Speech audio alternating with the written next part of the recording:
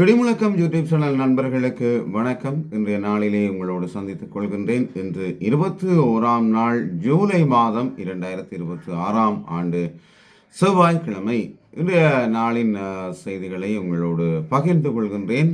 முதல் செய்தியாக, சிறைச்சாலை அமைப்பிலே மாற்றங்களை கொண்டு வர வேண்டும் என்று ஜனாதிபதி தெரிவித்திருக்கின்றார். நாட்டின் சிறைச்சாலை அமைப்பில் எழுந்துள்ள பல்வேறு பிரச்சனைகள் மற்றும் அவற்றுக்கான தீர்வுகளை காண்பதற்காக எடுக்கப்பட வேண்டிய நடவடிக்கைகள் தொடர்பான விசேட கலந்துரையாடல் ஒன்று நடைபெற்றிருக்கிறது.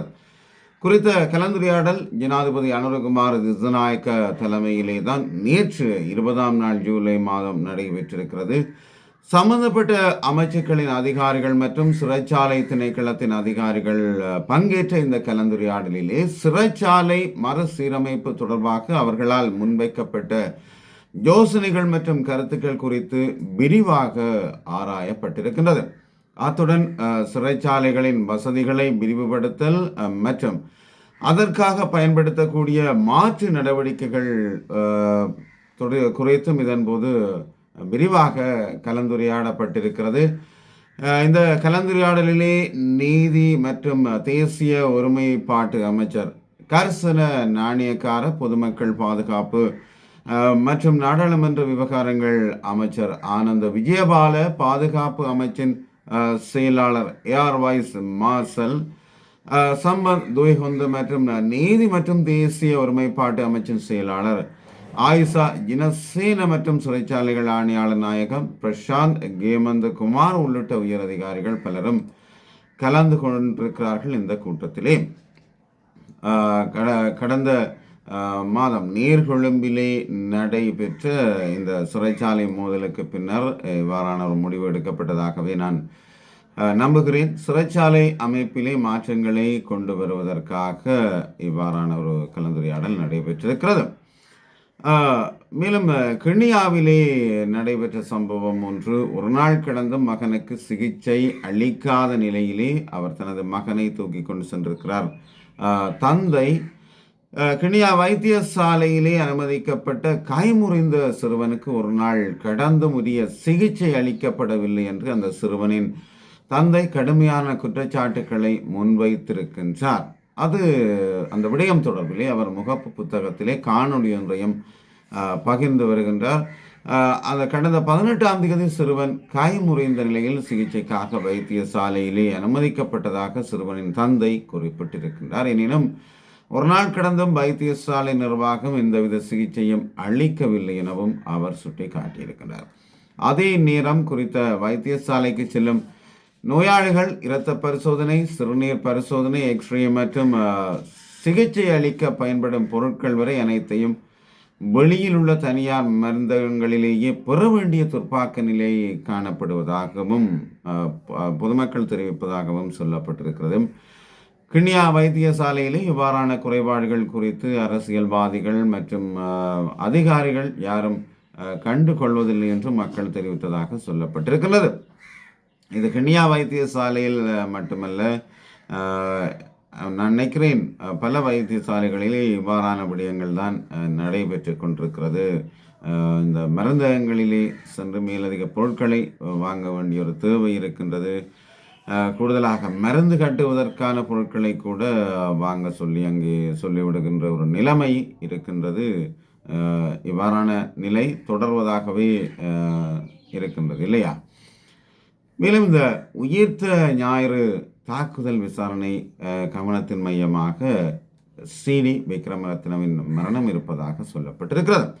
2019ஆம் ஆண்டு ஈஸ்டர் அன்று நடந்த தொடர் தாக்குதல்கள் சஹ்ரான் உள்ளிட்ட ஒரு குழுவினரால் குறுகிய காலத்தில் திட்டமிட்டபடி ஒரு தனிப்பட்ட குற்றம் மட்டுமல்ல, திட்டமிடப்பட்ட ஒரு தனிப்பட்ட குற்றம் மட்டுமல்ல, அப்போதைய காவல்துறை அதிபர் சிடி விக்ரமரத்ன ஆகஸ்ட் 25, 2021 அன்று இந்த விடயத்தை தெரிவித்திருக்கிறார். ஈஸ்டர் தாக்குதல்கள் தொடர்பான விசாரணைகள் குறித்து சிறப்பு அறிக்கை வெளியிட்ட போது காவல்துறை தலைவர் இந்த அறிக்கையை வெளியிட்டிருக்கிறார். சம்பவம் நிகழ்வதற்கு முன்பு நடந்த பல நிகழ்வுகளை கணக்கில் எடுத்துக்கொள்ள வேண்டும் என்றும் அதன்படி இது நீண்ட காலமாக திட்டமிடப்பட்ட ஒரு பயங்கரவாத செயலாக தெரிகிறது என்றும் அவர் அப்போதைய விசாரணை குழுவின் முன்னுக்கு சாட்சியம் வழங்கியிருக்கிறார். இந்த குற்றவியல் விசாரணை முழுமையாக இரகசியமாக நடத்தப்பட்டு வருகிறது என்றும் இது குறித்து தகவல்களை பொதுமக்களுக்கு வெளியிடுவது நீதித்துறை நடவடிக்கைகளுக்கு தடையாக அமையக்கூடும் என்றும் அவர் கூறியிருக்கின்றாராம். இந்த நிலையிலேயே இதனை மையப்படுத்தி உயிர்த்த ஞாயிறு பயங்கரவாத தாக்குதல்கள் தொடர்பான முன்னாள் காவல்துறை தலைவர் சி டி விக்ரமரத்னவுக்கு ஏராளமான தகவல்கள் தெரிந்திருக்க கூடும் என்றும் துறைமுகங்கள் மற்றும் சிவில் விமான போக்குவரத்து அமைச்சர் அனுர கருணாதிலக தெரிவித்திருக்கின்றார். முன்னாள் காவல்துறை அதிபரின் மரணம் குறித்து ஊடகங்களிடம் பேசிய அவர் இந்த மரணம் தொடர்பாக காவல்துறை தற்போது விரிவான விசாரணையை நடத்தி வருவதாகவும் அவர் சொல்லியிருக்கின்றார். உயிர்த்த ஞாயிறு தாக்குதல்களுக்கு பிறகு திரு சி டி விக்ரமரத்ன காவல்துறை அதிபராக பணியாற்றியதால் ஒரு உயர் பதவியில் உள்ள காவல்துறை அதிகாரி என்ற முறையில் அந்த சம்பவம் குறித்து அவரிடம் ஏராளமான தகவல்கள் இருக்க வேண்டும் என்றும் அவர் சொல்லியிருக்கின்றார். தாக்குதல்கள் குறித்து விசாரிக்கும் ஜனாதிபதி ஆணையத்தின் முன்பும் அவர் முன்னிலையாகி சாட்சியம் அளித்திருக்கின்றார்.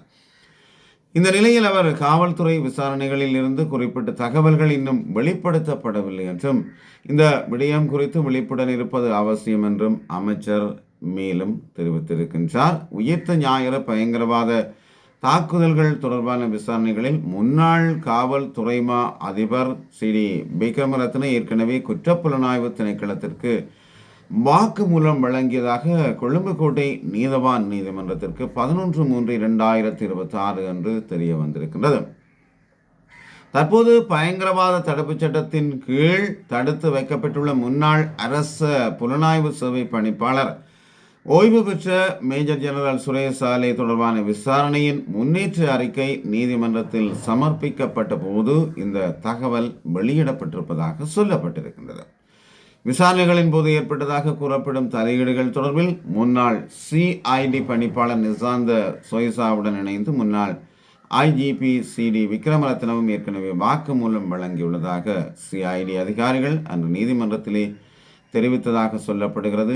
தேசிய பாதுகாப்பு சபையூடாக விசாரணை அதிகாரிகள் மீது செல்வாக்கு செலுத்தப்பட்டதாக கூறப்படும் குற்றச்சாட்டுகள் தொடர்பிலேயே இந்த வாக்குமூலங்கள் பதிவு செய்யப்பட்டுள்ளதாகவும் சிஐடி நீதிமன்றத்திலே சுட்டி காட்டி இருக்கிறது. எனினும் இந்த நீதிமன்ற நடவடிக்கையில் முன்னாள் ஐஜிபிசிடி விக்ரமரத்னவின் மீது எவ்வித நேரடி குற்றச்சாட்டு முன்வைக்கப்படவில்லை என்றும் அவர் விசாரணையின் ஒரு பகுதியாக வாக்குமூலம் வழங்கிய அதிகாரியாக மட்டுமே குறிப்பிட்டார் என்றும் சொல்லப்படுகிறது.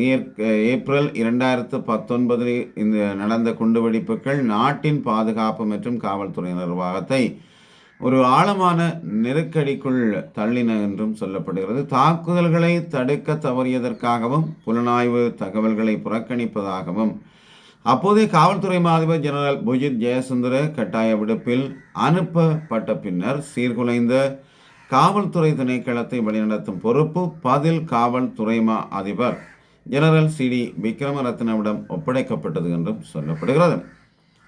11/3/2026 நீதிமன்றில் முன்வைக்கப்பட்ட அறிக்கையில் தாக்குதல்களுக்கு முன்னும் பின்னும் காவல்துறை புலனாய்வாளர்களும் புலனாய்வு அமைப்புகளும் இடையேயான தகவல் பரிமாற்றம் மற்றும் ஒருங்கிணைப்பில் இருந்த கடுமையான குறைபாடுகள் விடுபடல்கள் குறித்து இந்த அறிக்கையில் விசாரிக்கப்பட்டு வந்திருப்பதாகவும் சொல்லப்பட்டிருக்கிறது. இந்த வழக்கு கோப்புகளில் அரச புலனாய்வு சபையின் முன்னாள் பணிப்பாளர் மேஜர் ஜெனரல் சுரேஷ் சாலே மீதான குற்றச்சாட்டுகளும் அடங்கியிருப்பதாகவும் சொல்லப்பட்டிருக்கிறது. ஆனால் சுரேஷ் சாலே தனது சட்டத்திறனிகள் மூலம் இந்த குற்றச்சாட்டுகள் அரசியல் உள்நோக்கம் கொண்டவை என்று கூறி அவற்றை மறுத்திருக்கின்றதாக சொல்லப்பட்டிருக்கிறது. இந்த முழு சட்ட நடவடிக்கையும் இறுதி தீர்ப்பு இன்றி நீதிமன்றங்களில் இன்னும் நிலுவையில் இருப்பதாகவும் சொல்லப்பட்டிருக்கிறது. என்றுதான் இதற்கான முடிவு கிடைக்குமோ என்பதும் ஒரு புரியாத புதிராகத்தான் தொடர்கிறது.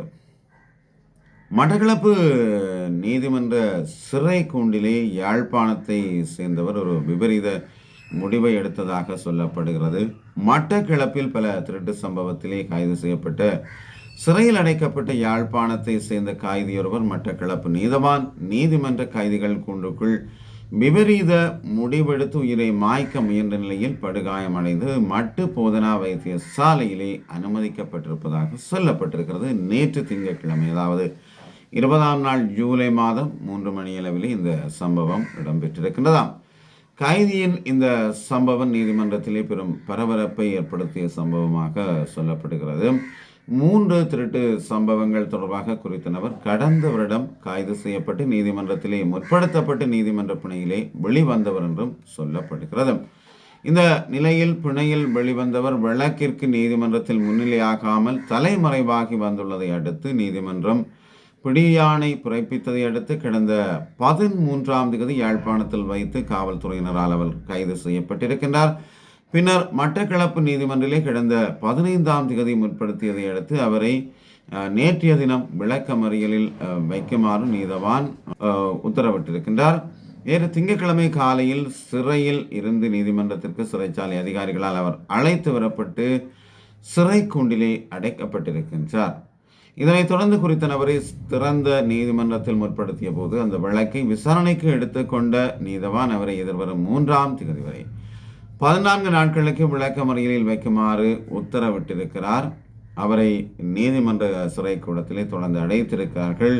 இந்த நிலையில் தொடர்ந்து திறந்த நீதிமன்றம் இடம்பெற்று கொண்டிருந்த போது பிற்பகல் 3 மணியளவில் நீதிமன்ற சிறைக்கூடத்தில் உள்ள மலசல கூடத்திற்குள் குறித்த கைதி விபரீத முடிவை எடுத்த நிலையில் படுகாயமடைந்து உடனடியாக மட்டு போதனா வைத்தியசாலையிலே அனுமதிக்கப்பட்டிருக்கிறார்.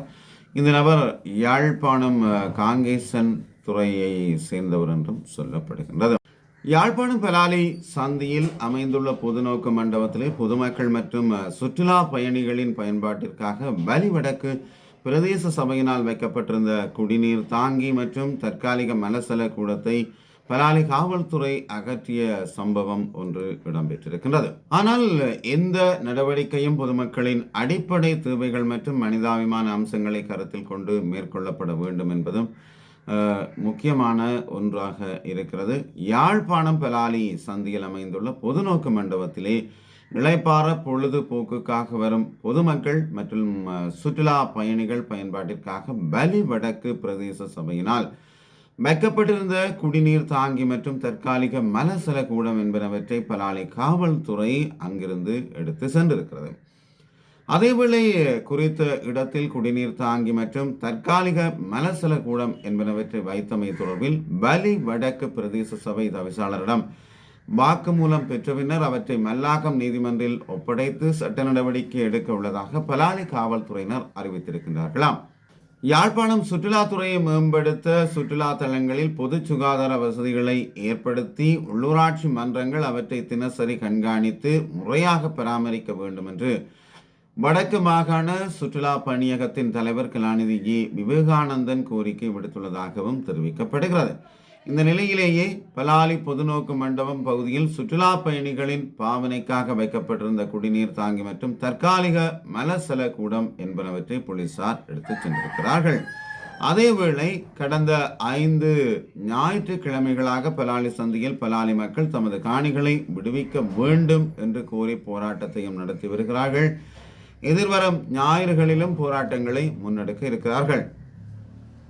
இந்த நிலையிலேயே போராட்டத்தில் ஈடுபடும் மக்கள் அப்பகுதியில் கொட்டகை அமைக்க காவல்துறையினர் தடை விதித்துள்ள நிலையில் போராட்டக்காரர்கள் குறித்த பொது நோக்கு மண்டபத்தில் இளைப்பாறுவதுடன் மதிய உணவுகளை அந்த மண்டபத்திலிருந்து உட்கொள்வதுடன் அங்கிருக்கும் குடிநீர் தாங்கி மற்றும் தற்காலிக மலசல கூடத்தினையை பயன்படுத்தி வருகிறார்கள் என்றும் சொல்லப்படுகிறது. அதனாலேயே பலாலி காவல்துறை அவற்றை அங்கிருந்து அகற்றியதாகவும் சமூக ஆர்வலர்கள் குற்றம் சுமத்தி இருக்கிறார்களாம். வயோதிப பெண்கள் முதியவர்கள் என போராட்டத்திலே கலந்து கொள்ளும் நிலையில் அங்கிருந்த மலசல கூடம் மற்றும் தண்ணீர் தாங்கி என்பனவற்றை பலாலி காவல்துறையினர் எடுத்து சென்றிருக்கின்றார்களாம். இந்த விடயம் தொடர்பில் அந்த மக்கள் கடும் விசனத்தை வெளியிட்டு வருகிறார்கள். இதுவே இன்றைய செய்திகளாக உங்களோடு பகிர்ந்து கொள்ளக்கூடியதாக இருந்தது. மீண்டும் நாளை சந்திப்போம். நன்றி, வணக்கம்.